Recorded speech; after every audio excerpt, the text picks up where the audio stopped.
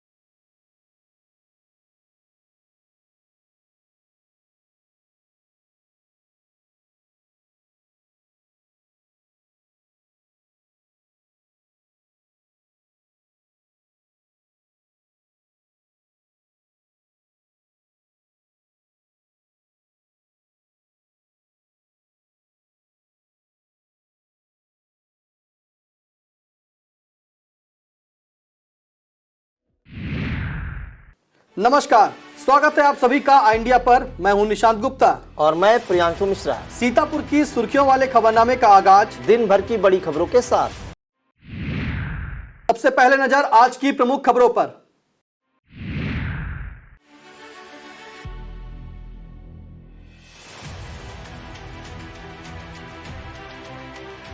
योगी ने बताया कानून व्यवस्था का यूपी मॉडल, अपराधी या तो जेल में या मारे गए।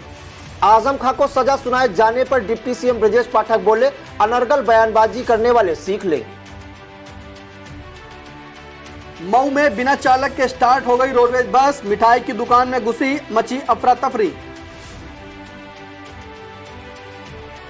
आगामी नगर निकाय चुनाव में मतदाता सूची में नाम बढ़वाने का भाजपा चलाएगी अभियान।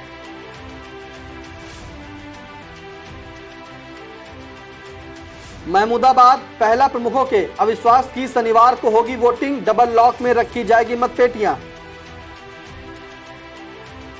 छठ पूजा पर पश्चिमी उत्तर प्रदेश तक 2563 अतिरिक्त बसों का परिवहन विभाग कराएगा संचालन। दलित महिला से जिला अस्पताल में मिली आयोग की सदस्या, चिकित्सक को लगाई फटकार। नगर निकाय चुनाव को लेकर बसपा भी हुई अलर्ट, तैयारियों में जुटी, कार्यकर्ताओं को मिले निर्देश।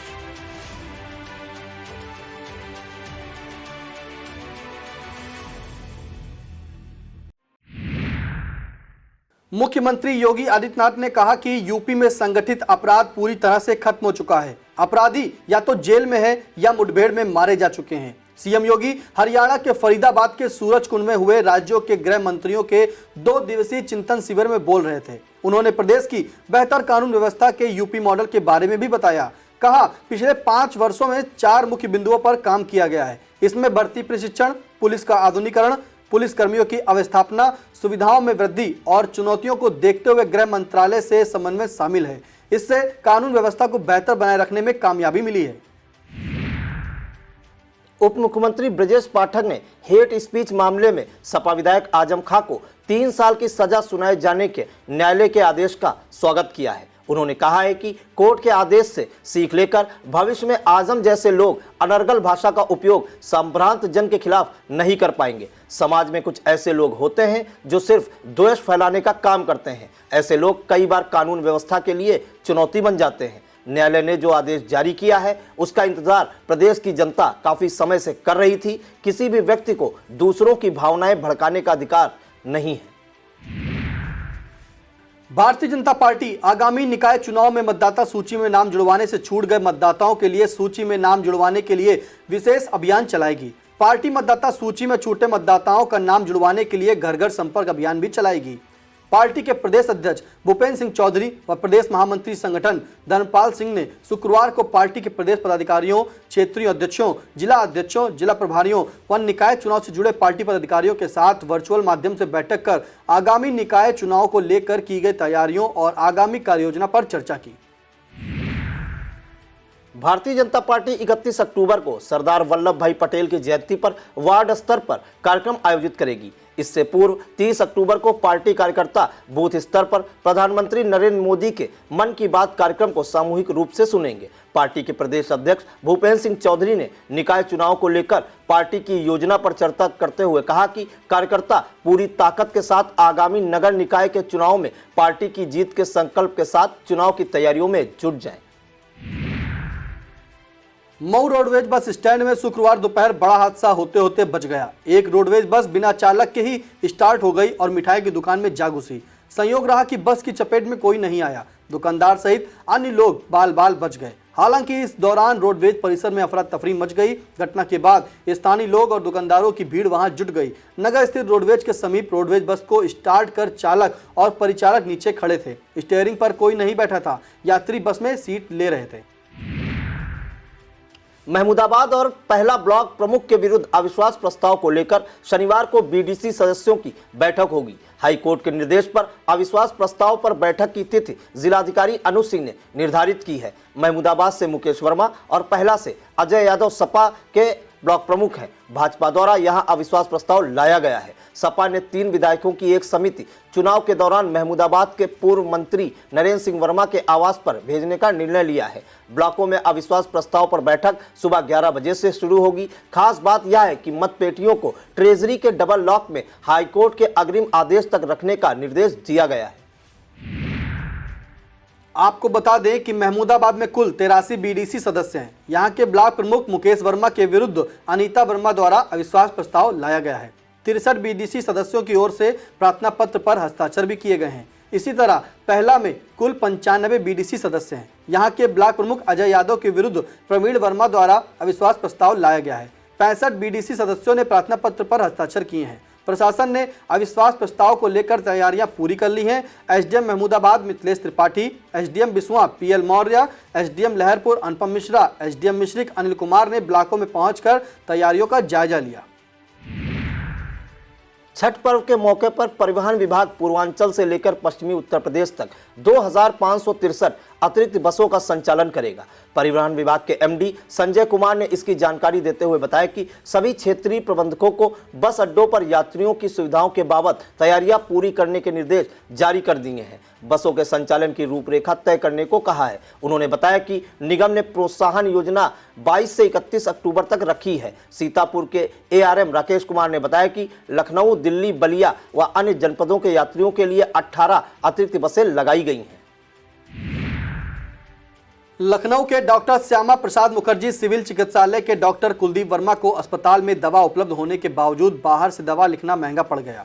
लखनऊ मंडल की मंडलायुक्त डॉक्टर रोशन जैकब के चिकित्सालय का किए गए औचक निरीक्षण में यह पकड़ में आया।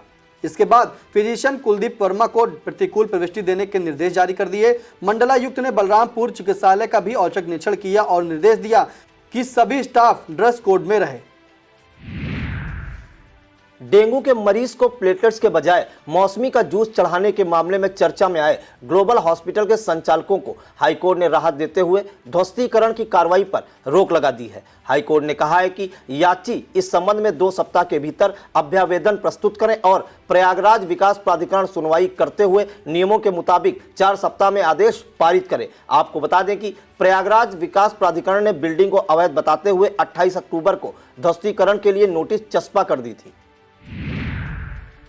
लखीमपुर की गोला विधानसभा के उपचुनाव में स्वर्गीय अरविंद गिरी के पुत्र अमन गिरी के समर्थन में लगातार स्टार प्रचारक क्षेत्र में कहीं न कहीं जनसंपर्क एवं विशाल सभाओं को संबोधित करते नजर आ रहे हैं। इसी को लेकर शुक्रवार को डिप्टी सीएम केशव प्रसाद मौर्य तथा प्रदेश के जल शक्ति मंत्री स्वतंत्र देव सिंह ने विधानसभा के ममरी गांव में एक जनसभा को संबोधित करते हुए कहा कि योगी और मोदी की डबल इंजन की सरकार प्रदेश में कानून व्यवस्था के साथ साथ भव्य भगवान राम मंदिर का एवं विकास की गति को तेज गति से हर क्षेत्र में गुणवत्तापूर्वक कार्य कर आगे बढ़ा रही है। प्रधानमंत्री नरेंद्र मोदी के नेतृत्व में तथा उत्तर प्रदेश के मुख्यमंत्री योगी आदित्यनाथ के बेहतरीन कार्य से आज प्रदेश की जनता अपने प्रदेश को आगे बढ़ते हुए देख रही है। इन दोनों नेताओं ने स्वर्गीय अरविंद गिरी के अधूरे कार्यों को पूर्ण कराने के लिए भाजपा ने उनके पुत्र अमन गिरी को प्रत्याशी बनाया, जिसे भारी मतों से विजयी बनाए। वक्त हो चला एक छोटे से ब्रेक का। आप देखते रहिए खबरनामा।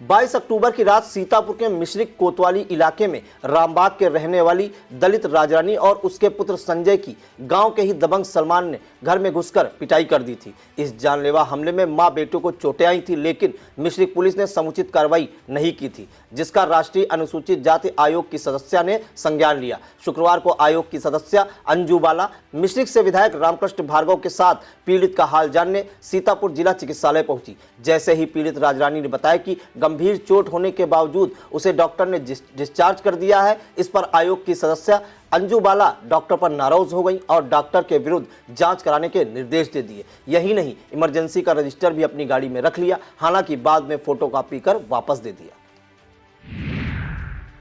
राष्ट्रीय महिला आयोग की सदस्य अंजू बाला के जिला अस्पताल से निकलने के बाद वहां पर तीमारदार ने चिकित्सकों की कमी भी बताई, जिस पर उन्होंने आश्वस्त किया कि वह शासन को इस समस्या से अवगत कराएंगी। आयोग की सदस्य अंजू बाला क्षेत्राधिकारी मिश्री के कार्यशैली से नाराज दिखी। लोक निर्माण विभाग गेस्ट हाउस पहुंचकर एसपी गुले सुशील चंद्रबान से वार्ता की। दलित मां बेटे के मामले में धारा 452 बढ़ाई जाने का आश्वासन मिलने के बाद वह संतुष्ट दिखाई दी। पुलिस अधीक्षक घुले सुशील चंद्रभान ने शुक्रवार को सुबह पुलिस लाइन्स का निरीक्षण किया। एसपी ने परेड ग्राउंड पर जाकर पुलिस कर्मियों के टर्नआउट एवं पुलिस लाइन स्थित क्वार्टर गार्ड, चुनाव कार्यालय, थाना एसटीयू, विशेष किशोर आपात सेवाएं, डायल 112, नियंत्रण कक्ष, पुलिस बैरक, आवासीय परिसर, सारथी रीडिंग रूम आदि का निरीक्षण कर आवश्यक निर्देश पुलिस अधिकारियों को दिए। किसान मजदूर संघर्ष मोर्चा के पदाधिकारियों ने जलाने वाली पराली को इकट्ठा करके उसे गौवंशों के भोजन के लिए एकत्र करने में लगे हुए हैं। यह कार्य किसान नेता पिंदर सिंह सिद्धू के निर्देश पर किसान मजदूर संघर्ष मोर्चा के जिला उपाध्यक्ष बलजिंदर सिंह ने किया। वह अपने खेत से पराली इकट्ठी करके एलिया के क्लार्क नगर की गौशाला में गए और गौवंशों को चारे के रूप में खिलाया, जिनकी हर कोई प्रशंसा भी कर रहा है।